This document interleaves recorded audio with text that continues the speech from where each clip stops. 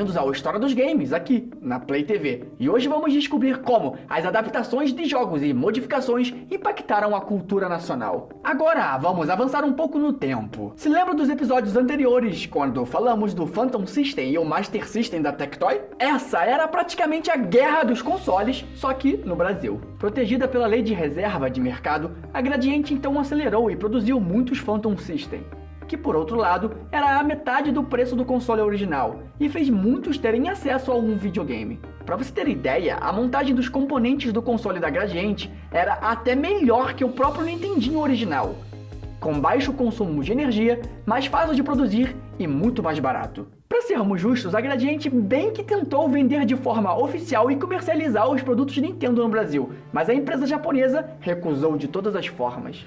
Por outro lado, a Tectoy estava investindo pesado no marketing da Sega. Como dito anteriormente, depois de muito sacrifício, a Sega liberou a fabricação oficial no Brasil. E para ter um diferencial da concorrente Gradiente, que tinha um console mais barato, usou propagandas pesadas como as revistas sobre os jogos da Sega, exposição de consoles e personagens em shoppings e até mesmo programas de games na TV aberta. Agora é hora de videogame show da Tectoy. A gente, é claro, começa com as novas dicas para você ficar um craque nos jogos. Mas o mais importante, valorização do público brasileiro, trazendo até mesmo jogos em português. Quem é gamer e não entende outras línguas sabe como é difícil acompanhar a história dos jogos na sua língua original. Pensando nisso, a Tectoy lançou o primeiro, que seria de muitos games traduzidos e localizados para o nosso país: Phantasy Star, clássico RPG do Master System e o primeiro em português no Brasil. Mas o presidente Stefano Arnold achava que o mercado precisava de um nivelamento, já que o Phantom System da Gradiente custava quase a metade. Em algumas feiras americanas de tecnologia, como a CES, ele sempre conversava com os acionistas da Nintendo, incentivando a vinda deles para o Brasil. E não é que o plano dele funcionou? No final da década de 80, a Nintendo finalmente aceitou a fabricação e oficialização pela Gradiente, mas somente se descontinuassem o Phantom System. Os caras praticamente fizeram um checkmate: ou acaba a bagunça ou não tem Nintendo no Brasil. Com o lançamento oficial, existia a necessidade de vendas de jogos a um preço mais acessível. Então o plano de Maurice Arditi, diretor na época da Gradiente, foi abrir outro CNPJ, a empresa Falcon Soft. Com isso, podia fabricar e vender cartuchos modificados por meio de outra empresa. Com isso, saíram pérolas como Super Irmãos, Asas de Fogo e Caça ao Pato. Todos jogos feitos com engenharia reversa para uma venda mais barata e acessível. E como vimos nos episódios anteriores, a Tectoy também lançou muitas versões brasileiras, só que de forma oficial. Isso abriu portas para outra revolução: os mods. Os jogadores, com o passar do tempo, gostariam de serem representados dentro do seu game favorito. E com isso, jogos históricos começaram a surgir, como o Campeonato Brasileiro, International Soccer com nomes reais e muitos outros. A briga da Gradiente e a Tectoy, aqui no Brasil, fez um bom paralelo à guerra dos consoles que estava acontecendo nos Estados Unidos. Mas assim como lá fora, um cara chegou para dominar o mercado tupiniquim: o PlayStation. Sem uma fabricação oficial no Brasil, o console da Sony possuía entradas para CD-ROM, que, diferente dos cartuchos, eram muito mais baratos. Gente, a única diferença de preço entre um cartucho original pro pirata eram os direitos autorais. Sério, era muito mais barato replicar CDs virgens do que placas modificadas para os cartuchos. Com o PlayStation se destacando com seus jogos 3D revolucionários, não demorou muito para começarem a replicar CDs em grande escala dentro de galpões. Com isso, não preciso nem dizer que o império que a Gradiente e a Tectoy demoraram tanto para construir começou a decair. Mas essa história eu te conto depois dos comerciais. Fica aí que eu volto já já. Voltamos com a História dos Games aqui na Play TV. E agora vamos dar continuidade com a história dos games no Brasil e a chegada do PlayStation. Diferente dos Estados Unidos e resto do mundo, onde a Sega descontinuou a fabricação dos hardwares, aqui no Brasil os consoles da Sega continuaram sendo vendidos por muitos e muitos anos. E a Nintendo, bem, acabou deixando o país, ficando de fora por muito tempo. O PlayStation, no final da década de 90, já era o console do momento aqui no Brasil, mas o seu alto preço, mesmo com um desbloqueio, ainda atrapalhava a sua popularização. Por isso, tantas versões de Master System e Mega Drives com preços mais acessíveis continuaram nas lojas, consagrando o Brasil como o único lugar onde a Sega foi campeã contra a Nintendo. Com o lançamento do Play 2 e o PlayStation anterior ficando mais barato, a indústria brasileira se consolidou de vez e as versões brasileiras de jogos cada vez mais frequentes. Mas antes de terminarmos esse episódio, eu gostaria de compartilhar uma história que talvez tenha feito o PlayStation se tornar objeto de desejo para todas as crianças que cresceram durante a virada do milênio. 100% atualizado, é ruim de aturar. Bomba Pet virou moda, todo mundo quer jogar. Você com certeza já escutou essa música em algum lugar.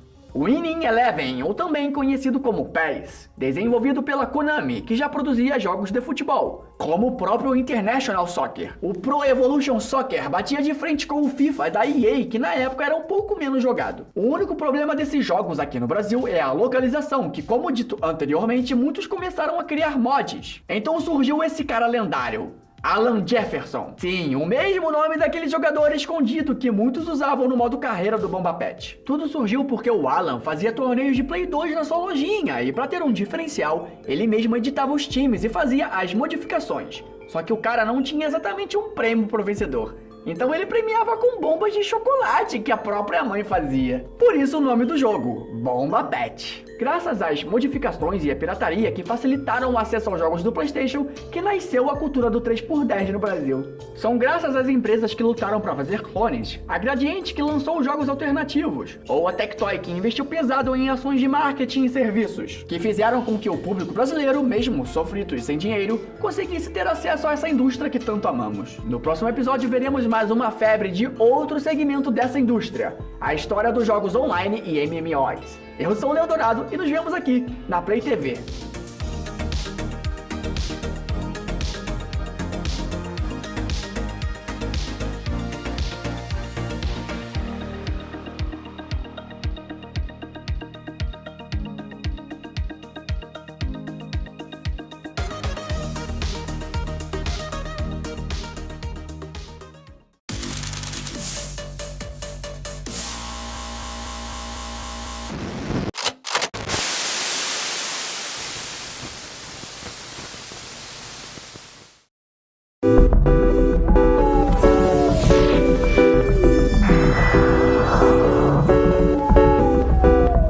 Nesse momento você está aí assistindo um programa de televisão. Seria esse um tempo ocioso? Mas e se esse programa fala sobre a sua carreira? Então você está aprendendo alguma coisa, certo? Continua sendo ócio? Afinal de contas, o que é ócio? Será que é bom? Ou será que é ruim?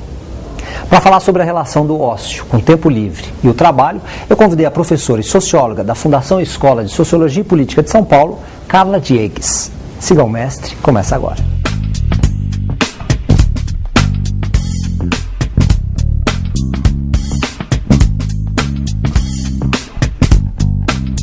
Professora Carla Diegues, bem-vinda ao Siga o Mestre, tudo bem com você? Tudo bem, obrigada. Eu que agradeço o convite para participar do programa. Eu fiquei curioso com a sua carreira, porque eu ouvi dizer que você é uma mestra, uma especialista na subjetividade do trabalhador, é isso mesmo? Ou do trabalho, é isso mesmo? Eu trabalho para ser uma expert nessa área. É uma área que eu me interesso muito, que eu tenho desenvolvido estudos e pesquisas voltados para a questão da subjetividade do trabalhador. Subjetividade que envolve a questão do sentimento, das emoções, das relações com família, com amigos, com lazer, entretenimento. Com lazer, você falou? Com lazer também. Lazer posso chamar de tempo livre? Sim. Tempo livre posso chamar de ócio? Não sei se ócio. O ócio, com o tempo, ele foi construído como algo negativo, ou seja, quem é ocioso é aquele que não trabalha, aquele que não se esforça, aquele que não produz. No dicionário diz que o ocioso é o vagabundo. Mas a gente pode falar um pouquinho de ócio também ou não? Pode falar. Eu queria começar te pedindo o que é o ócio, por que você não gosta, por que você acha que ele é pejorativo? Não, eu não gosto da palavra ócio porque eu considero como ócio, ou seja, aquele que é o descanso, mas o descanso, aquele descanso que a gente não faz nada, realmente, ou seja, quando eu até brinco assim, quando eu falo, eu vou ficar no ócio, né, ou seja, aquele dia que eu vou ficar o dia inteiro deitada na frente da TV, assistindo os programas que eu gosto, ou então dormindo o dia inteiro, é um dia que eu não produzo nada. Produzir é a palavra, é isso? Produzir, porque até, ou seja, quando eu estou em momentos de lazer, eu vou ao cinema, eu vou ao teatro, eu vou ao bar com os amigos tomar um drink, ou seja, eu estou produzindo algo que é uma produção imaterial, não estou numa produção material, mas eu estou produzindo relações, produzindo conhecimento, de certa forma estou fazendo algo que contribui para o meu crescimento, nem que seja para o meu crescimento pessoal. Não produzir é um problema? Não produzir é um problema. Eu pego um pouco do trabalho do Thorstein Veblen, que é um economista norte-americano do final do século XIX, início do século XX, que ele tem um livro que chama Teoria da Classe Ociosa. A Teoria da Classe Ociosa. Certo. Que é o seu grande, digamos, best-seller. Certo. Né? A Teoria da Classe Ociosa fala dessa relação entre a classe que produz e a classe que vive daqueles que produzem. Tá?